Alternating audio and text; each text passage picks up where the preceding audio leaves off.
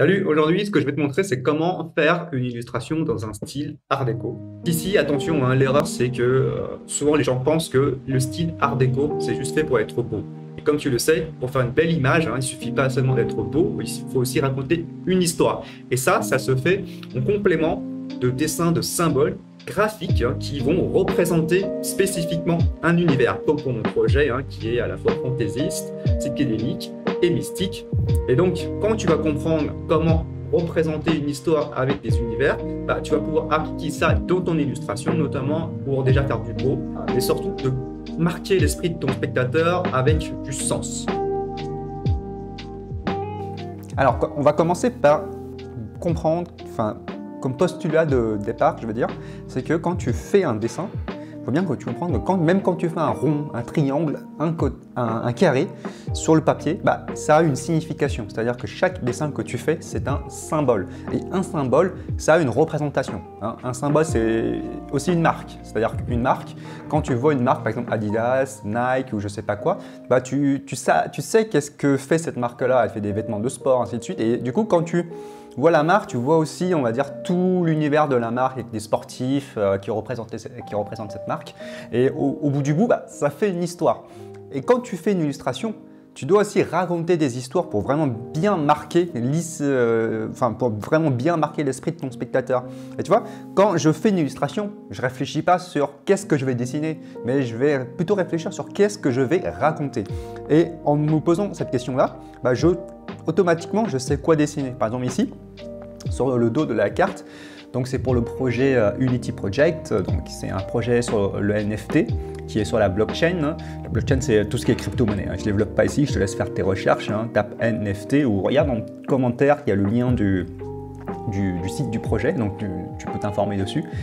D'ailleurs, le projet il est très cool, ça va permettre aux artistes d'accéder à la blockchain d'une manière très facile. En fait, le projet c'est d'enlever le développeur, le programmeur si tu veux, de la chaîne de création des NFT, donc ça laisse vraiment libre aux créatifs qui ne sont pas très techniques de pouvoir rentrer dans ce domaine-là où ils sont vraiment au centre du sujet. C'est-à-dire que quand tu fais un projet NFT, donc avec des images, évidemment, l'artiste, d'ailleurs c'est celui qui coûte le moins cher, mais c'est celui qui est au centre, qui est l'un des plus importants, aussi important que le développeur, mais le développeur il coûte un peu plus cher. Mais lui, on ne le voit pas. Mais voilà, sans le développeur, le projet ne marche pas. Et tu vois, moi, en tant qu'artiste, on va dire, si je fais une connerie, le projet marchera toujours. Donc, on va dire que je suis moins important, mais c'est normal. Mais visuellement, ce que le spectateur voit, c'est ce qu'il y a de plus important. Et donc, le visuel il est très important dans cet univers-là. Et donc, pour vraiment marquer l'esprit de tes spectateurs, tu dois apprendre à raconter des histoires et donc à faire des recherches de symboles. Et donc, dans le processus, je me suis dit, déjà qu'on a un œil qui est au centre de notre univers, de notre marque, et cette œil-là, elle est très vague, on va dire. Ça laisse vraiment au spectateur d'interpréter. Mais généralement, un œil, c'est quelque chose qui attire vraiment l'attention.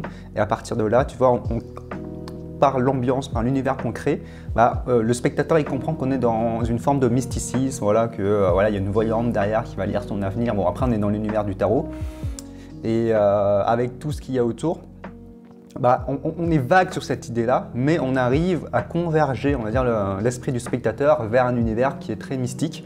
Et au fur et à mesure de ça, on développe les symboles.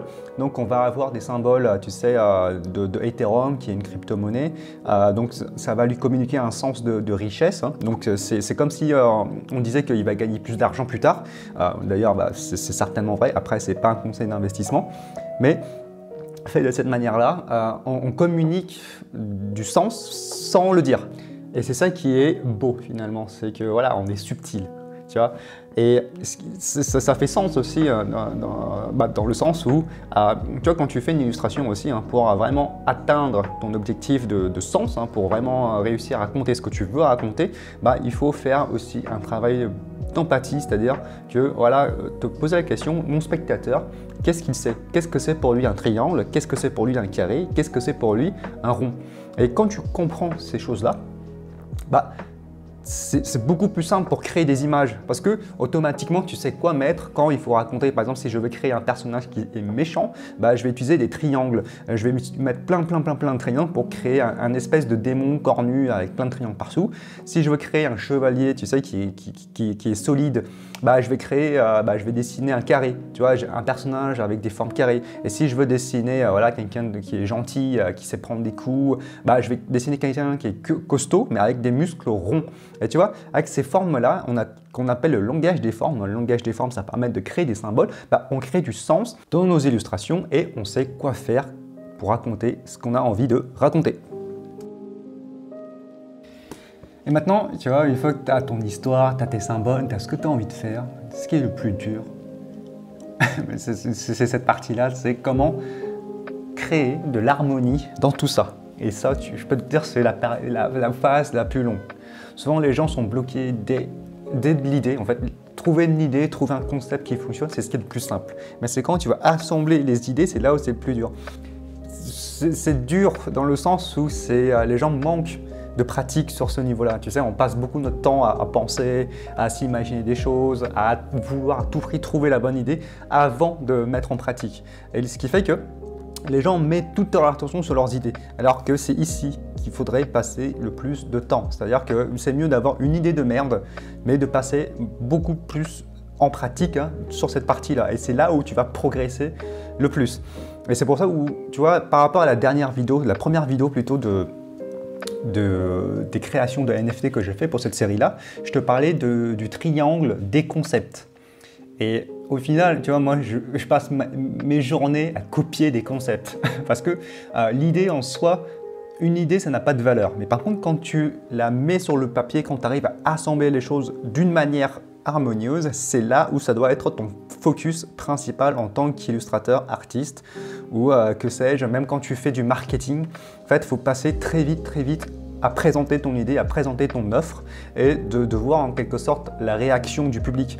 Et ici, on va dire, le public, c'est toi-même, mais c'est là où tu te rends compte que est-ce que tes idées sont bien mises en place, est-ce que c'est bien ce que tu fais, et c'est là où tu vas faire beaucoup d'essais, erreurs, d'essais, erreurs, d'essais, erreurs, et au fur et à mesure, tu vas trouver la bonne position pour chaque élément de ton image.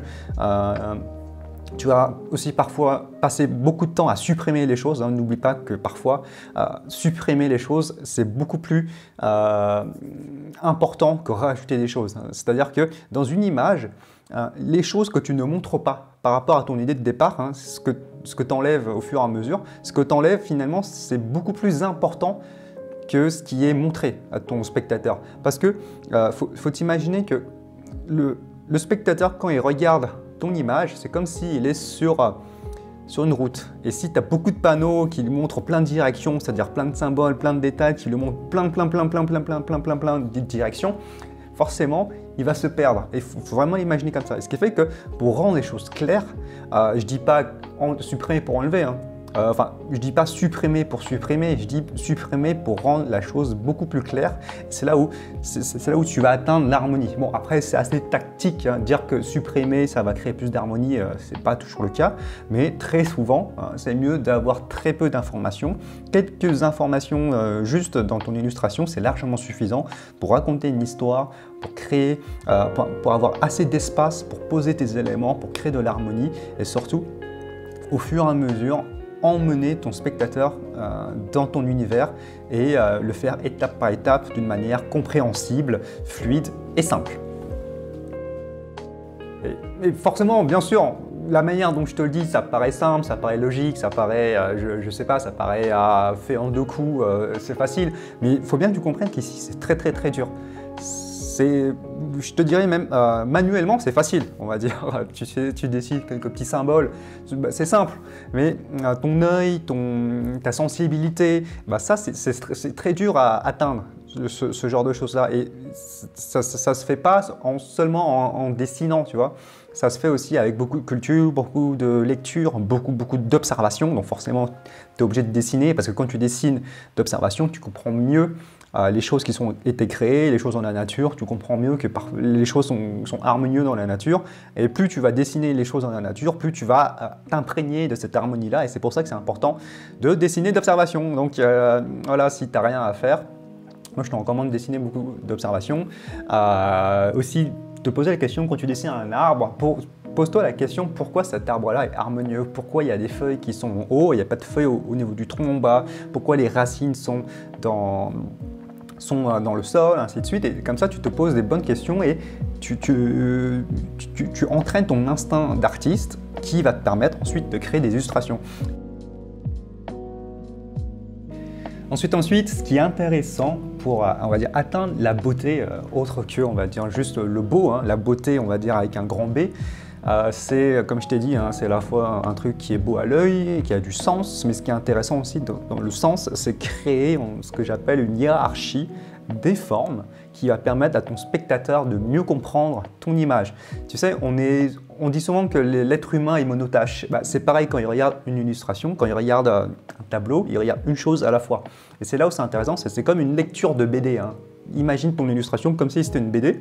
Il va regarder un endroit, puis un autre, puis un autre, puis un autre, et finir sur un dernier détail. Et c'est là où c'est intéressant de réfléchir sur qu'est-ce qu'il va regarder en premier, qu'est-ce qu'il va regarder ensuite, qu'est-ce qu'il va regarder ensuite. Et c'est ça aussi la beauté des choses, c'est que tu l'emmènes dans ton illustration, tu le fais balader.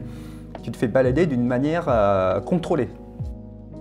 Et comme tu peux le voir dans l'illustration, tu vois en premier l'œil et ensuite tu vois les petits détails autour. Ensuite tu vois que tu as un triangle qui va pousser le regard vers le haut, qui va découvrir une zone de motif. Ça c'est intéressant, la zone de motif, ça permet de donner du volume à la carte. C'est-à-dire que tu as des traits qui sont très fins et très détaillés, ce qui fait que ça permet de faire ressortir encore plus l'œil. Et du coup, quand tu regardes cette image-là, tu regardes tout de suite en premier l'œil.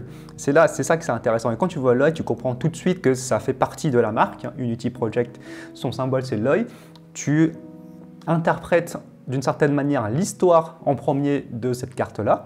Et ensuite, tu découvres que ouais, il y a tout un mysticisme autour. Voilà, c'est sur une blockchain, hein, les diamants, le motif en diamant là, c'est le symbole Ethereum. C'est une crypto-monnaie très connue dans la blockchain. Et ce qui fait que on comprend dans quel univers on est. Et ensuite, on a aussi le Diamond Hand. Donc, on découvre ça en dernier. Bah, on voit que c'est un produit qui permet qui va créer de la valeur, qui est précieux. Tu vois, on communique vraiment le sens du luxe dans le dos de cette carte-là et qui communique l'envie qui essaye, je pense qu'on a bien réussi, qui déclenche cette envie d'obtenir une carte de notre collection. Hein. Il y en a 7777 maintenant. Et donc voilà, on essaie de mettre en valeur cette carte-là pour que les gens puissent se l'arracher. D'ailleurs, on a dépassé les 500 000 $ d'échanger, c'est-à-dire que tu vois, on a donné ces cartes-là gratuitement et ces cartes-là s'échangent au minimum dans les 300 $. Et ça, c'est super cool. Et je suis super content qu'on arrive à un résultat. En plus, les fondateurs ont fait un super boulot avec les collègues et tout sur ce projet-là, enfin les collègues, les partenaires sur ce projet-là. Ils ont fait un super boulot de promotion. Hein. On est capitaliste assumé hein, sur ce genre de projet-là. D'ailleurs, si ça t'intéresse d'en savoir plus sur ce projet-là, comme je t'ai dit au départ hein, de la vidéo, ce projet-là, c'est pour donner accès à tout le monde. Permettre de créer et développer des crypto-monnaies ou faire des images en NFT qui ont de la valeur. Hein. Il y a un gros marché de NFT pour les artistes, qui puissent rentrer dans la crypto-monnaie sans le côté technique. On facilite pour tout le monde le processus. Et toi, qui suis ma chaîne, j'imagine que tu dois aimer dessiner, tu as envie de vivre du dessin. Donc moi, je t'invite vraiment à surveiller notamment leur Discord. Hein. Donc si tu veux y accéder, c'est rentrer déjà cliquer sur le lien en description en bas sur leur site internet et tu pourras accéder à leur Discord. Et je suis sûr que ça va t'intéresser de connaître cet univers-là parce que pour moi, c'est l'avenir. C'est l'avenir et je pense que ça va révolutionner le monde de l'art et comment financer un projet aussi. Tu vas voir, c'est très, très, très intéressant. Après, je te dis, c'est pas un conseil d'investissement, mais tu peux investir aussi. Mais il faut bien faire attention, ce genre de projet-là et ce genre de marché-là, c'est nouveau. Donc, c'est pas sûr que ça va tenir dans le temps. Ça se trouve, demain, ça peut tout foirer et personne ne fait confiance à ce marché-là.